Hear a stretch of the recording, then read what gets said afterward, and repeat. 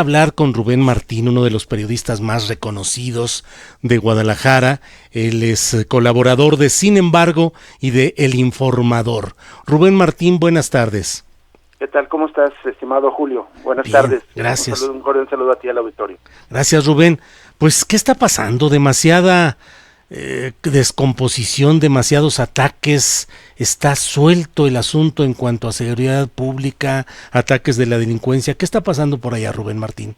Pues, como ya comentaba nuestro colega Julio Ríos, estos incidentes así recientes, pero la realidad es que Jalisco vive tiempos violentos desde hace en realidad desde hace varias décadas. Bueno, sí. Julio, tú lo sabes bien, pero lo cierto es que esta mal llamada guerra contra el crimen organizado, contra las drogas, creo que ha tenido es una situación de violencia que afecta a todo el país, pero Jalisco ha sido uno de los escenarios, de los territorios centrales también. Voy a tratar de dar algunas cifras para que el auditorio me comprenda lo que quiero decir. Si bien Jalisco desde la década de los finales de los 70s y los 80s fue sede de los principales organizaciones de narcotráfico del país, claramente se ha intensificado esta actividad en el estado en los pasados 12 años, y ahora se ha convertido, como la mayoría evidentemente de los reescuchas lo sabe, en la sede del cártel más poderoso y probablemente el más asesino, el más violento, así descrito incluso por organizaciones internacionales, el cártel Jalisco Nueva Generación. Hubo claramente un traslado de soberanía del narcotráfico, y es difícil decirlo porque parece que ya debemos acostumbrarnos que los narcotraficantes ejercen realmente la soberanía política, porque incluso tienen el derecho de decidir quién vive y quién muere en esos territorios. Pues es que tienen territorio, tienen gobierno y tienen fuerza. Exactamente. Así es. El asunto es que después de que perdió el control del cártel Sinaloa con la muerte de Ignacio Coronel en 2010, se empezó a gestar el cártel Jalisco Nueva Generación a partir de varias derivaciones, de varias, digamos, células de sicarios, según se ha explicado la autoridad.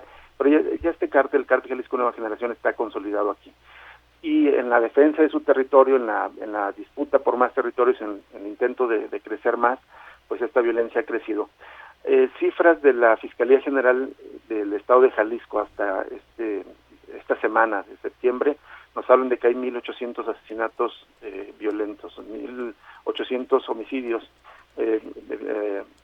a mano armada y por otros motivos violentos en el Estado, cuando hace aproximadamente 10 años, hacia 2008, 2009, la suma de homicidios intencionales, homicidios violentos en un año no superaban los 600, Julio. Entonces estamos hablando de que en una década los homicidios intencionales se han triplicado.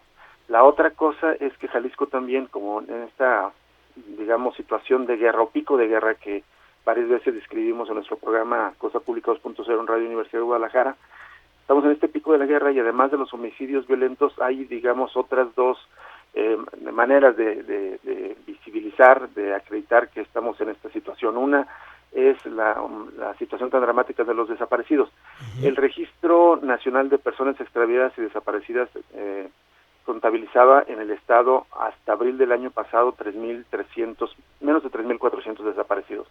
El gobierno de Enrique Alfaro, que asumió el gobierno el 6 de diciembre del año pasado, hizo un ejercicio de actualizar las cifras y las presentó el 6 de marzo de este mismo año, y contabilizaba 7.600 desaparecidos, Julio. Sin embargo, las organizaciones, los colectivos de familiares que tienen desaparecidos y otras organizaciones civiles hablan de hasta 14 desaparecidos al día. De tal manera que de marzo a la fecha ha aumentado la cifra y algunos registran hasta 8.500 y 8.600 desaparecidos. Junto con esto tenemos un fenómeno que se presenta en otras partes del país, pero que en la zona metropolitana de Guadalajara se ha agravado en las semanas recientes, Julio, que es la aparición de fosas clandestinas. Pero hay una peculiaridad en meses recientes, que son fosas que se empiezan a cavar en casas particulares, especialmente en zonas periféricas de la ciudad, a veces en casas abandonadas, en estos megafraccionamientos que las autoridades permitieron construir en las últimas décadas y que fueron ineficientes, que no fueron funcionales para ofrecer el servicio de vivienda, y en varios de estos fraccionamientos donde hay cientos de casas abandonadas, muchas veces ahí células del crimen organizado están creando fosas clandestinas. Uh-huh. Y tenemos un episodio reciente muy grave en un pozo artesiano de la comunidad de La Primavera, que es forma parte del municipio de Zapopan, que es aledaño a Guadalajara y que forma parte de la zona metropolitana de Guadalajara. Se encontró un pozo donde hasta esta mañana se habían contabilizado 105 bolsas con restos humanos, Julio. Uh-huh. Hasta el lunes se hablaba de 75 bolsas y apenas es difícil describirlo, pero literalmente se tuvieron que ir armando cuerpos y se pudieron, digamos, como identificar 8.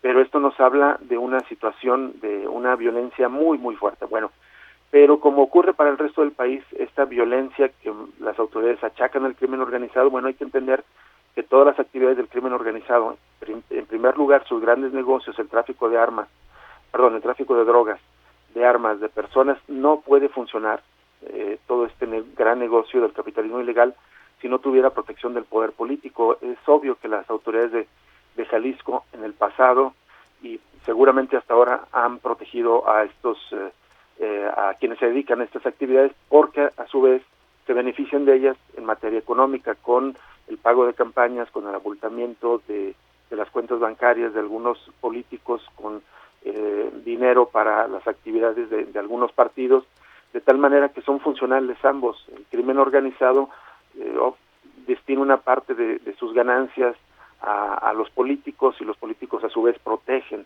a este crimen organizado. Uh-huh. Es obvio, no quiero ser injusto, y es obvio, sabemos pues los casos de varias autoridades, especialmente municipales, que se enfrentan a esta disyuntiva de plata o plomo, ¿no? Uh-huh. Es decir, tienen amenazas, pero mientras más suben los niveles de autoridad política, yo creo que tienen más posibilidades de protección, de defensa y de actuación, pero lo que hemos visto en esta década es que en lugar de disminuir la violencia, en lugar de disminuir el crimen organizado, a pesar de todos los recursos que se han destinado supuestamente para combatirlo, ha crecido en Jalisco de tal manera que estamos en este pico de la guerra con sus distintas expresiones de violencia aquí en la entidad, Julio. Híjole, pues complicado todo lo que se está viendo por allá. Rubén Martín, te agradezco este repaso y esta visión global de lo que está sucediendo por allá, y como siempre mi aprecio y mi reconocimiento a Rubén Martín, colaborador de Sin Embargo y del Informador. Gracias, Rubén. Muchísimas gracias, Julio, te mando un abrazo y mi estimación de siempre. Igual, hasta luego. Hasta luego. Gracias. Bueno, pues